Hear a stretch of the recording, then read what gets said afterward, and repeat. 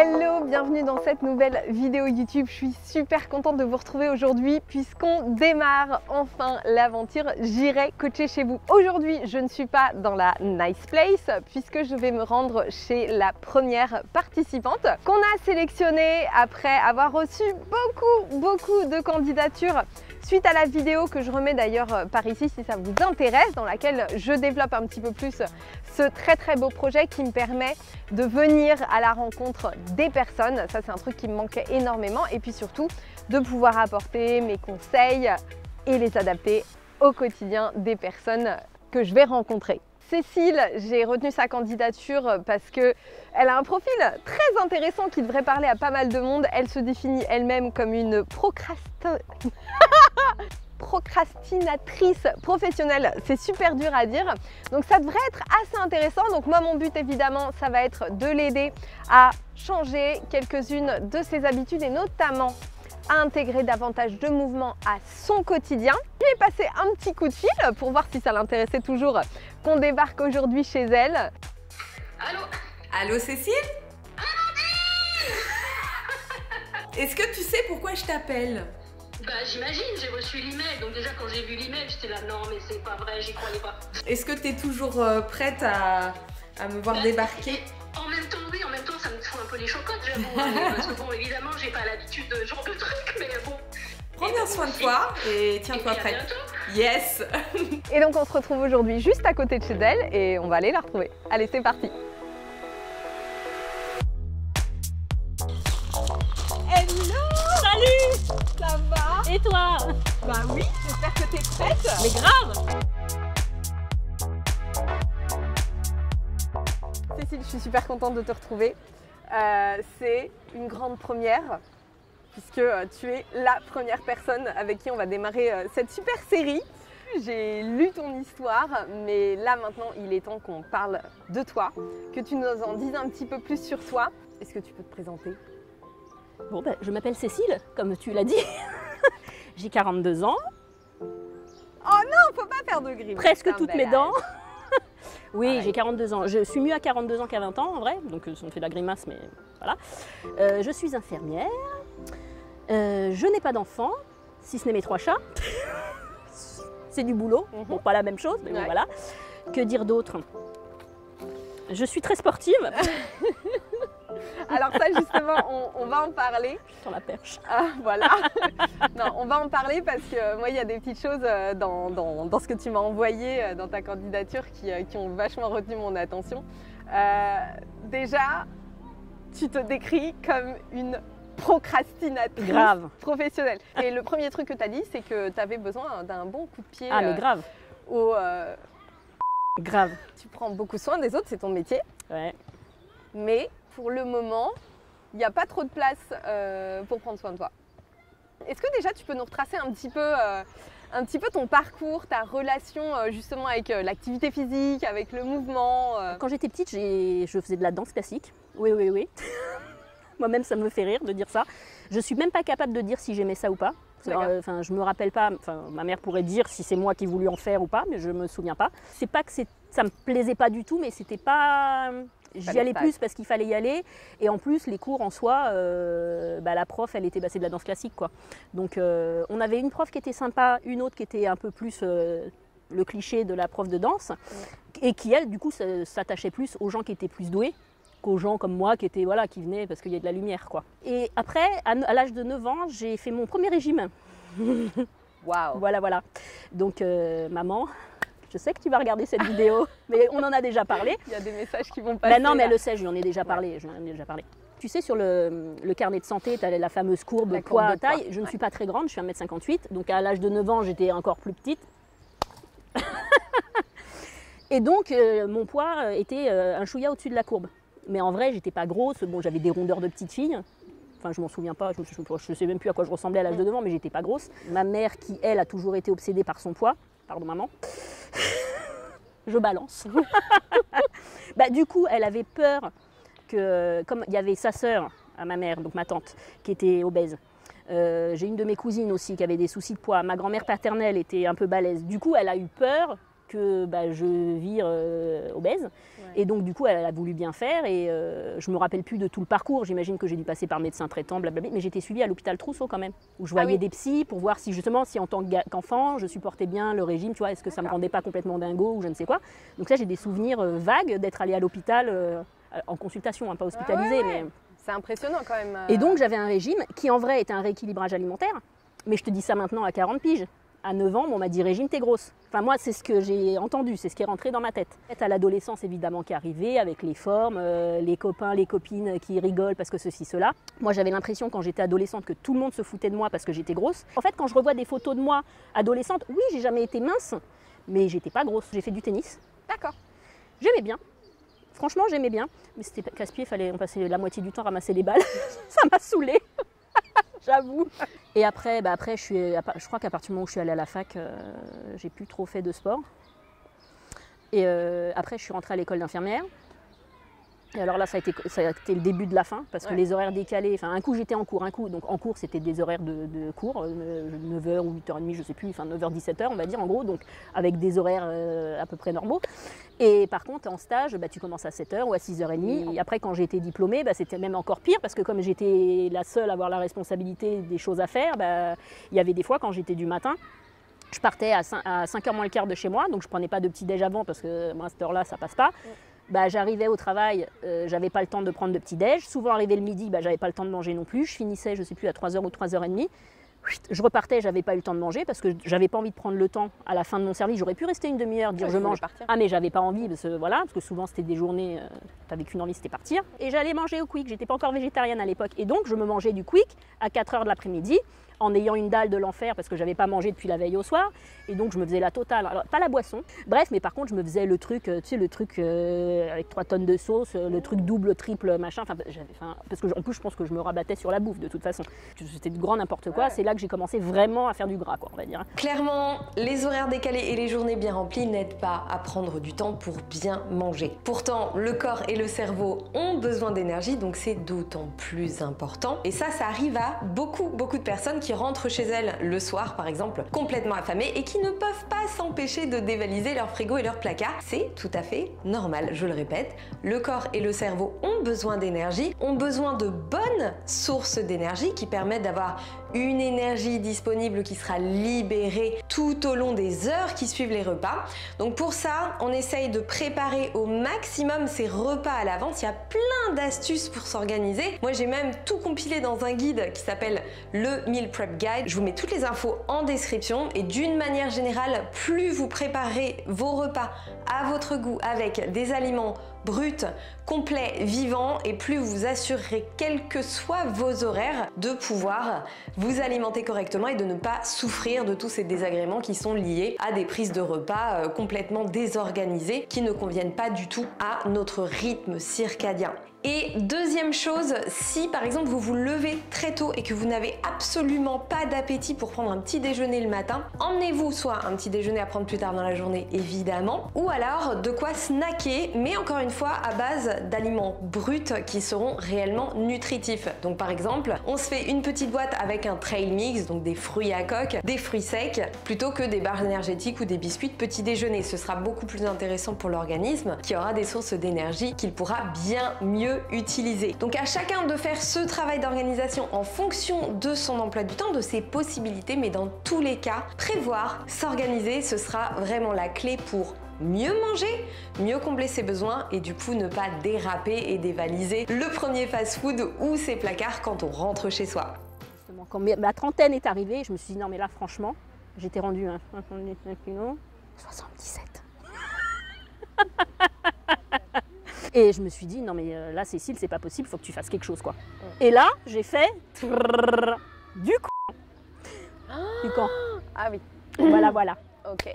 Et j'étais végétarienne, je mangeais déjà plus de viande à l'époque. Donc on va faire le régime du camp. Quand même, je mangeais du poisson encore. Enfin, poisson, produits laitiers, tout ça, je mangeais encore.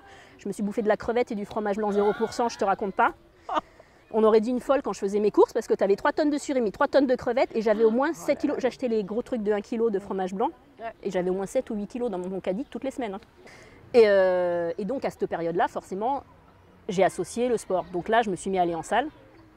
à faire, mais à l'extrême inverse, quoi. C'est-à-dire que j'allais au cours, j'y allais très souvent, j'y allais 3 ou 4 fois par semaine. Je faisais un peu tous les cours. voilà, c'est ça. Sauf que en réalité, oui, il y a forcément eu un impact sur mon corps, mais moi, je m'en suis pas forcément rendu compte. Moi, en fait, je n'ai pas la culture de l'effort physique, justement. Donc moi, à partir du moment où j'ai mal, j'arrête. D'accord. Et le prof qui te dit « Ah, tu continues, c'est quand t'as mal que c'est bon, il faut y aller. » Vas-y, me fais pas suer. Je dis suer pour être poli. Moi, j'ai décidé d'arrêter, j'arrête, quoi. Enfin, tu vois, moi, je suis pas dans le... Enfin, moi, ça marche pas. Le truc où on me dit, mais si, vas-y, enfin, où on m'engueule, ou je ne sais quoi, ça marche pas. Yeah. J'y allais parce qu'il fallait y aller. Et j'y allais pour un but physique, aspect physique. Tu vois, j'y allais pas pour ma santé. Enfin, oui et non, parce que je voulais maigrir, tu vois. Mais c'était pas le côté, comme toi, tu prônes, par exemple, la mobilité pour la santé du corps. C'était pas ça du tout mon objectif. Entre-temps, mon père est décédé. Et je me suis rabattue sur la bouffe, et évidemment pas sur le brocoli ou les courgettes. Il y avait des fois où je mangeais une pizza un soir sur 2, par exemple. Tu vois. Et donc forcément, quand pendant 5 mois, 6 mois, novembre, décembre, janvier, février, mars, 5 mois, 6 mois, tu as privé ton corps, tu manges des pizzas un soir sur 2, tu penses bien que ton corps est... Donc j'ai tout repris, en pratiquement autant de temps que... Voilà. Et là maintenant, à ce jour, je suis rendue à 10 kilos de plus. Nos états émotionnels influencent notre manière de s'alimenter. C'est pas nouveau, je pense que tout le monde a pu l'expérimenter, que ce soit en cas de coup de blues, en cas même d'ennui, de stress ou de choc émotionnel. On compense bien souvent par l'alimentation. Pourquoi? Parce que c'est une des sources de réconfort et un des antidépresseurs les plus disponibles qui soient. Lorsque l'on mange, et particulièrement des aliments riches, gras, sucrés, le corps va libérer des hormones qui vont tout simplement nous faire nous sentir bien. C'est un effet totalement fugace qui en plus crée une accoutumance qui fait qu'on a besoin de plus pour ressentir le même réconfort. C'est pour ça que c'est un cercle très vicieux dont il faut avoir conscience. Mais déjà pour commencer, il est très important de faire ce lien entre nos émotions et la manière dont elles vont se répercuter via l'alimentation. Donc pour éviter de considérer cette dernière comme un anesthésiant, un antidépresseur ou une source de réconfort qui ne règle pas le problème sous-jacent, on fait bien attention à avoir conscience de ce circuit et du coup de ne pas l'alimenter, ou en tout cas le moins possible. Et puis on se tourne vers des aliments dont la valeur nutritionnelle, la qualité nutritionnelle seront bien plus bénéfiques à notre organisme, à notre cerveau, à nos hormones, à nos neurotransmetteurs que les aliments super gras, super sucrés, raffinés, ultra transformés, vers lesquels on a tendance à se tourner très spontanément et qui créent cette accoutumance sans apporter aucun bénéfice. Tu t'es mangé le pire parce que tu t'es fait du Dukan. Enfin, donc, régime hyper restrictif. Et c'est mon médecin traitant qui m'a conseillé Dukan. Je connaissais pas, moi. Bien sûr, non, mais je ne connaissais pas. C'est ça le pire. Était médecin à l'époque. C'est ça. Il était validé par la profession. C'est ça qui est fou. C'est ça qui est... Alors heureusement que ça a commencé à se... Enfin, on sort un petit peu de ce truc-là. Tu t'es fait régime hyper restrictif, pratique sportive pas du tout adaptée. Anarchique, on va dire. Voilà, ouais. Non, puis inadapté parce que c'est vrai que les cours collectifs, moi j'ai vu beaucoup de personnes, j'en ai énormément donné pendant des années des cours collectifs et j'ai vu beaucoup de personnes faire ce que tu faisais et s'épuiser, s'éreinter à suivre des cours pour se tonifier, pour brûler du gras et puis finalement le corps au bout d'un moment il stoppe tout. Donc il s'arrange pour brûler le moins d'énergie possible sur ces cours surmultipliés avec pas forcément la bonne récup ni la bonne sollicitation musculaire ni quoi que ce soit et donc les résultats sont quand même très limités, hein, soyons honnêtes, parce que l'activité n'est pas adaptée. Voilà. Et alors surtout quand elle est couplée à une hygiène de vie alimentaire qui soit aussi contraignante, aussi restrictive, donc le corps au bout d'un moment le métabolisme il tombe, surtout parce que le corps est intelligent, parce que sinon on serait tous morts de faim à la fin de notre premier régime, mais surtout là ce qui a été d'autant plus difficile c'est qu'en plus tu as vécu, c'est un choc émotionnel qui est conséquent, donc là ouvert les vannes, ton corps en avait besoin, tes hormones en avaient besoin, et le en cerveau plus, en avait besoin. Le cerveau en avait besoin. Déjà quand on normal, sans vivre ce que tu as vécu après un régime comme celui-là, donc quasiment systématiquement, on reprend du poids, même plus, et là c'était, oui, tout à fait normal. Donc ça, du coup, après, qu'est-ce qui s'est passé ? Déjà, je me suis dit plus jamais de régime, de régime restrictif. Le premier confinement, j'étais fière de moi parce que j'avais rien pris. J'avais pas maigri, mais j'avais rien pris. Et par contre, le deuxième confinement, bim. Alors là, c'est là que j'ai pris, là je suis rendue, on va dire, entre 85 et 87. Tu as bossé pendant les confinements ? Oui. Ouais. Oui, bah oui, du coup. Mais alors ça, justement, j'aimerais bien qu'on en parle de tes horaires. Parce que, en plus, il y a beaucoup de personnes qui sont, dans ton cas, qui n'ont pas des horaires optimaux pour avoir le temps de créer des routines, pour prendre soin d'elles, pour bouger. Et en plus, un métier physique, parce que tu es beaucoup debout, tu piétines beaucoup. Donc, ouais, comment ça s'organise là? Alors, donc je travaille en 12 heures. Et je ne suis pas sur le pont pendant 12 heures non-stop. Nous, on est vraiment sur le pont au moment où on branche pour la dialyse, au moment où on débranche pour la dialyse. Entre les deux, c'est de la surveillance. Alors des fois, on est sur le pont aussi parce que si ça se passe mal, forcément, mais ce n'est pas systématique. Donc du coup, entre les deux, on a le temps d'aller prendre des pauses pour manger. Et donc, en fait, je mange quand même mieux. D'ailleurs, mes collègues, ils se foutent de moi en disant « Mais Cécile, je ne comprends pas, tu es l'une de celles qui mange le mieux. » Enfin... Oui, alors ça... Bon. C'est une énorme incompréhension de la part de beaucoup de personnes. Voilà, c'est que dès lors que tu manges des légumes et des fruits, tu dois être super mince. Alors ça, c'est une confusion qui est faite par beaucoup de personnes, qui est celle de manger sain fait perdre du poids, ou manger végétal fait perdre du poids. Et j'ai d'ailleurs beaucoup de personnes qui ne comprennent pas pourquoi, malgré le fait qu'elles mangent sain, n'arrivent pas à perdre de poids, tout simplement. Alors pour ça, j'ai fait une vidéo complète que je remets par ici, que je vous invite à voir juste après celle-ci pour y voir un petit peu plus clair si vous aussi vous faites cette confusion. Dans tous les cas, manger sain, c'est une excellente base, c'est le moyen de s'assurer de nourrir sa santé, de combler ses besoins nutritionnels avec des aliments bénéfiques, de qualité, mais par contre, dans une optique de perte de poids, de perte de gras, ça ne sera pas suffisant. Mon problème actuel, c'est pas les jours où je travaille en fait. Ça va être plus les jours où je suis chez moi, où j'ai la flemme intersidérale de faire quoi que ce soit. Et même si des pâtes de pois chiches, c'est bon. C'est pas mauvais en soi pour la santé. Mais voilà, si je me mange 200 grammes de pâtes, je fais du au pif parce que je pèse pas forcément, mais je pense que quand je fais ça, je mange trop de pâtes. Bah voilà, le schéma se répète et je suis sédentaire, je suis très très sédentaire. C'est très difficile quand on a zéro structure, que ce soit d'ailleurs en termes d'environnement, mais aussi en termes d'habitude, de rythme de vie, c'est extrêmement difficile de poser des repères pour une alimentation, notamment pour construire une alimentation qui corresponde aux besoins. Et puis, instaurer des habitudes comme prendre du temps pour soi, c'est très très difficile. Mais je pense que, alors inconsciemment, et ça devient de plus en plus conscient, c'est que je pense que inconsciemment, je me punis, le terme est fort, mais c'est un peu ça quand même, je pense, c'est que j'ai la psychologie d'une grosse. Je ne sais pas si ça veut dire grand-chose, pardon si ça vexe des gens de dire ça, mais... Tu le dis avec tes mots, en fonction de ce que tu ressens. C'est que j'ai été conditionnée quelque part très tôt à dire que j'étais grosse, et donc grosse égale pas bien, évidemment. Hein, voilà, parce que s'il n'y avait pas le côté... peut-être que s'il n'y avait pas ce côté-là gros pas bien, je ne serais peut-être pas là où j'en suis aujourd'hui d'ailleurs. Et en fait, je suis rentrée dans un mood... Presque, alors c'est très schématique de dire ça, mais presque, vous avez dit que je suis grosse, bah ok, d'accord, je suis grosse. Oui, il y a plusieurs choses, c'est que je pense qu'il y a un peu une déconnexion du coup qui a été faite entre ce qui se passe dans ton corps et tes ressentis corporels et la perception que tu en as.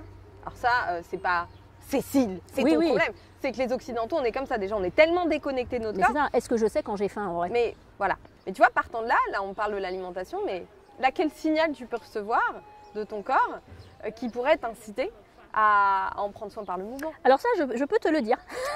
Ça, je peux te le dire, tout à fait. Justement, je me rends compte de certaines limitations que je n'avais pas avant et qui, je pense, sont l'association et de mon surpoids et de ma sédentarité. Je vais te donner un exemple tout à fait concret. C'est la honte, hein. J'étais assise par terre et j'ai voulu me relever. Et je te jure, je ne sais pas si c'est la connexion qui ne se faisait pas, je ne savais plus me lever. Je me suis mis à rouler sur les genoux, comme les petits vieux, tu sais, qui tombent. On leur apprend à se lever, tu sais, on leur dit, si vous tombez par terre, mettez-vous sur les genoux. Je te jure, j'ai eu l'impression d'avoir 90 ans. Ouais. Je me suis levée comme ça. Et je me suis dit, mais c'est pas possible. Franchement, je me suis fait flipper. Je me suis dit, mais meuf, t'as 42 ans, quoi. Demain, donc dans le prochain épisode, on va mettre en place pas mal de choses, puis je vais aussi te donner des petits devoirs. Non, on n'aime pas le mot devoir, ça rappelle l'école. Des petites choses pour justement peut-être remettre des petits repères. Enfin, tu vois, on va faire ça justement en fonction de ce que toi, tu vas pouvoir aussi mettre en place. Tu le dis toi-même et c'est le cas de beaucoup de personnes. Quand on prend une quelconque activité physique comme une contrainte, c'est le meilleur moyen d'arrêter vite. Ça. On laisse beaucoup de place, surtout quand on est sur les jours de repos, au repos, au divertissement. C'est dans une autre case. Donc des fois, recréer de la place pour ce bien-être pour soi, que ce soit par l'alimentation, par le mouvement, bah, c'est un sacré boulot. On a beau se dire fais de la place pour toi, pour ton bien-être, c'est un truc qui parfois il faut recréer pour soi en fait. Je vais terminer juste par une petite question. Aujourd'hui, là, maintenant, la Cécile d'aujourd'hui, à quel point elle a envie de prendre soin d'elle? Tout est là, je sais pourquoi je veux le faire, je sais que c'est important de le faire, mais je n'arrive pas. On va mettre pas mal de choses en pratique demain, ça va être vraiment chouette, en tout cas moi j'ai hâte. Je crois que tu as des petits individus poilus à nous présenter. Tout à fait. Donc écoute, ce que je te propose, c'est qu'on se retrouve chez toi. Pas de problème. On y va? On y va. Allez, go!